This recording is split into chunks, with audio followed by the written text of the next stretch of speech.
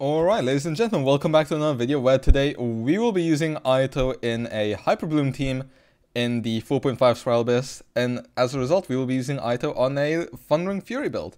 Now this is a bit more of an unusual build and sort of not the way you'd normally play AYATO, but I figured, you know, it's a fun team archetype as well as the current Spiral Abyss actually being a nice showcase for this because we have a good mix between AoE, single target, and boss enemies in this Abyss, so you know, might as well put the team to use and show that AYATO is still a good character to use because he is quite honestly one of my favorite characters to use in the game. So in the first half we'll be using our AYATO HYPERBLOOM team with Nahida, Beidou, and Cookie, and then on the second half we will be using a little just, you know, your standard Hu Tao double hydro comp, nothing special.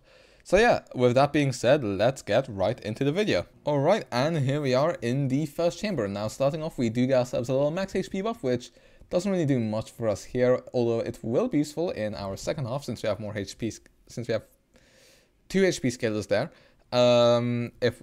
Although on this team, real quick, we are, just to explain, this is a Novelet, a Thundering Fury HYPERBLOOM team. The reason why we go on Thundering Fury is because whenever we trigger an electro-based reaction, it will reduce our skill cooldown. By triggering electro charge, we are basically able to have full 100% uptime on AYATO's skill, so that we get more hydro application and therefore more HYPERBLOOMs.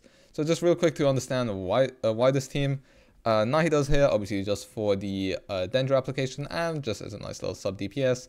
Beidou is here for, first of all, her ult, giving us damage resistance, which combined with Cookie's healing just gives this team nice survivability, plus the electro application, so that obviously we can trigger Thundering Fury more easily rather than rely on like secondary hits from HYPERBLOOM. It's also nice AoE damage when you have 2 enemies, and I think it's C2 on Beidou.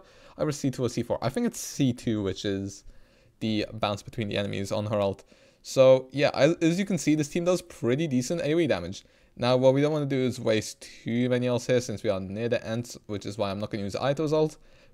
Although that will give us a little bit more damage and more,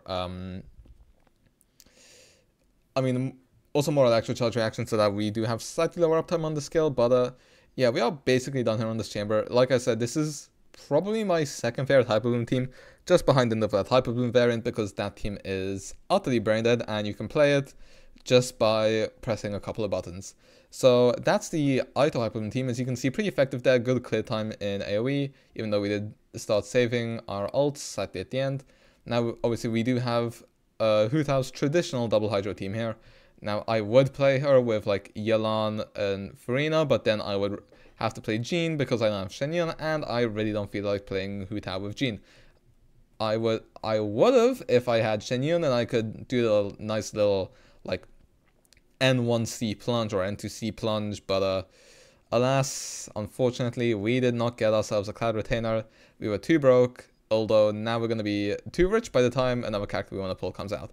But yeah, this is still one of the strongest single target teams in the game. This floor was basically an absolute mockery, and we might as well move on to the second chamber. Okay, and here we are on the second chamber. We do luckily get ourselves an EM buff, which not only helps out our second half team, but also our first half team when it comes to the HYPERBLOOM damage. Although when it comes to this half, actually HYPERBLOOM won't be contributing as much damage. The main part of this team will, at least the first parts of this chamber, will be our AYATO's individual skill damage, as well as Beidou's ult damage, because Beidou is actually a really good sub DPS who sometimes goes a bit underrated. Especially when you have her C2 and she gets a bit more damage in AoE. Like, that's when Beidou gets really strong. Now, these flower guys can be a bit annoying since they can teleport us behind us a little bit, although I think if we start knocking them back enough, we should be fine. Now, obviously, we do get, also, I forget as well, Nahida is also a nice sub DPS who does help out a lot in AoE situations as well. So what we are going to do here is try go a bit in the center, although that hasn't gone exactly to plan. Now the problem here is that we can't really use Beidou's burst because that will give us a shield and that will aggravate these guys, which we really don't want, especially in the first parts of the battle. Although if I do start struggling to survive on AYATO, I may opt to use her shield. We are nearly dead on Cookie and we will be needing to switch back to Cookie for her HYPERBLOOM triggers, so I think we might end up using Beidou's shield here just so that we can survive on Cookie when we switch to her. Although the fortunate thing is that the annoying guy is dead, so we can basically just kill these guys. Just as long as we get rid of that pyro shield, they shouldn't pose much of a threat to us. And then obviously, since we have, I mean, so many elements, which every element on this team does react with pyro, so that should be relatively simple. And HYPERBLOOM will finish this guy off, and we basically clear this chamber in basically 85 seconds, let's say. Which, you know, it's okay, it's nothing amazing, although we were trying to conserve ourselves there, making sure we survive, so all things considered, it could be worse. Now it is onto the perpetual mechanical array, and once again, Hu Tao is just a complete single target monster. So, I mean, as soon as this guy goes down and we can get our energy back on Xingqiu, yeah, I mean, 88k on the charge attack, 89k, I would expect, yeah, there we go, 92k, 94, and let's see how much do we hit here on our ult. I'm not sure if we actually caught the power damage there, but we do hit basically 200k on our ult there, so yeah, I mean, he should go down really soon here. Honestly, we might even have time before we pop our skill on Hu-Tao. Yep, there we go. Okay, and it's the crab. Now, the crab is the worst one to get since he is the tankiest one, although if we start attacking him before he gets his shield up, he becomes just a bunch of nothing, basically.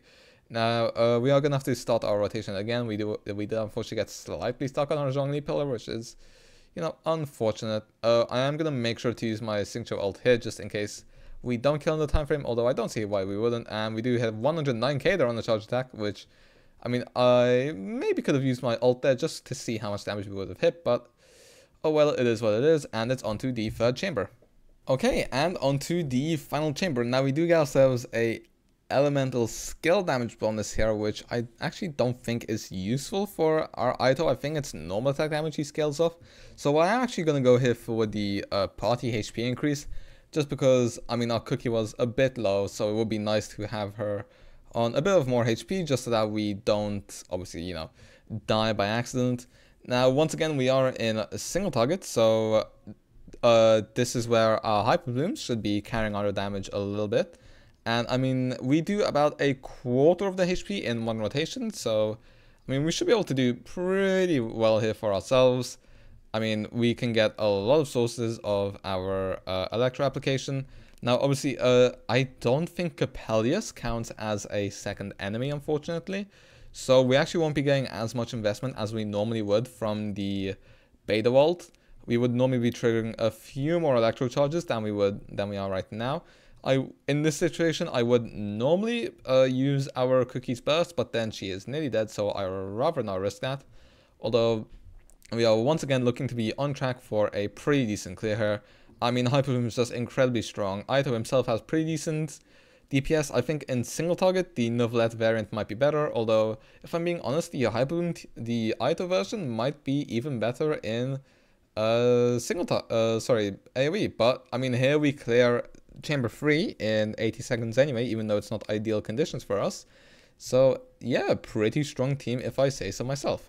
Now, once again, Hu Tao is the boss killer, and our Zhongli with his massive meteor and shield is able to take down this thing's shield pretty handily.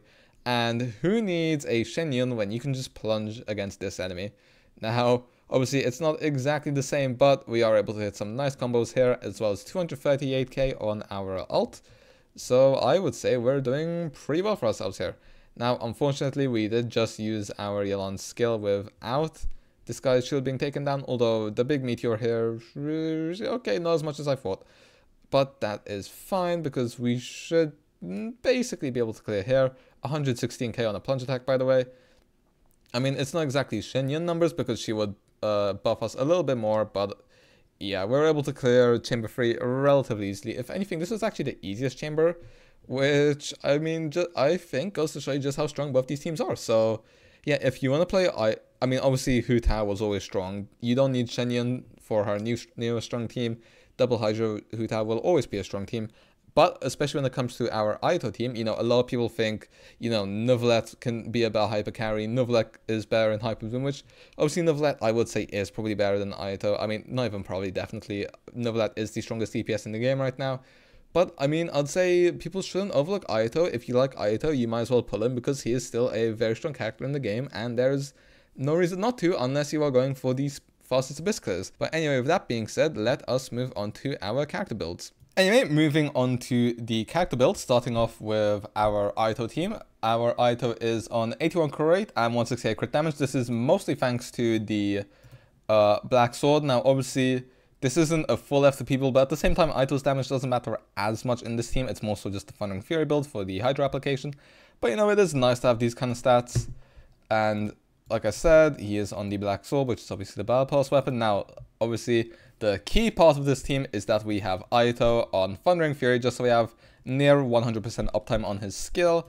And then, you know, you just build kind of as you would expect. The pieces really aren't that amazing because, I mean, his damage doesn't need to be that much. Most of your damage will be coming from HYPERBLOOM in single target situations.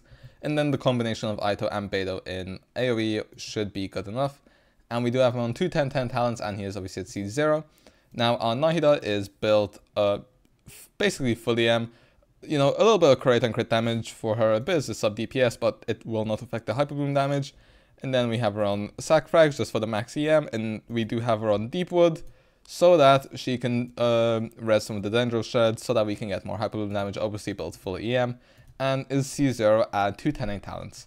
Now when it comes to our Beidou, Beidou is on 56 rate, 112 crit damage, so base literally a 1-2 build on 200 ER just to make sure we get her ult up because it's important for the team. She is on Wolf's Gravestone for the extra attack to make up for the fact that we have an ER Sands.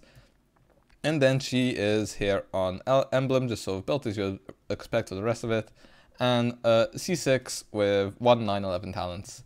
Now when it comes to our Cookie, she is just basically a full EM build as a HYPERBLOOM trigger. And you know, she gets some scaling of EM for her healing, but it's mostly about the HYPERBLOOM damage. She is C5 with C1 and C2 being nice constellations for the increased AoE and the increased duration for better uptime, and 197 talents. You know, just a little bit of extra healing, and the burst, who knows why. Anyway, moving on to our Hu Tao. She's on 75 crit, 230 crit damage, and 120 ER just as a nice bonus, 187 EM. She is on Staff of Homer, so her stats are quite good. This isn't exactly a, I wouldn't call it an F2P Hu Tao, but at the same time, it isn't technically her best team anymore. It's just more of a comfort team, so, I mean, you can get similar results with an F2P Hu Tao, if I'm being honest, especially considering my lack of EM, since I only get that from my Sands. And then when it comes to our constellation, she is C0, so at least we have that going for us, but she is triple crowned. When it comes to our Yelan, Yelan is on 60 crit rate, 172 crit damage, basically on 200 ER, on Fav and R3 just to make sure we get energy, and is on 4-piece EU emblem, there we go, C0 and 1610 talents. When it comes to our signature, very similarly built, 50 crit, 118 crit damage, 220 ER, on Fav, on 4-piece emblem, C6, and 2911 talents. And then finally, our Zhongli is on a shield bot build, 54k max HP, basically goes up to 57k, is on Black Tassel, is on full EM and Tenacity, just because it's a nice buff, although it doesn't really apply to our Hu Tao with C0 and 696 talents. So yeah, that's basically it for the character builds. Hopefully you guys enjoyed. And if you did, I will see you guys in the next video. See ya.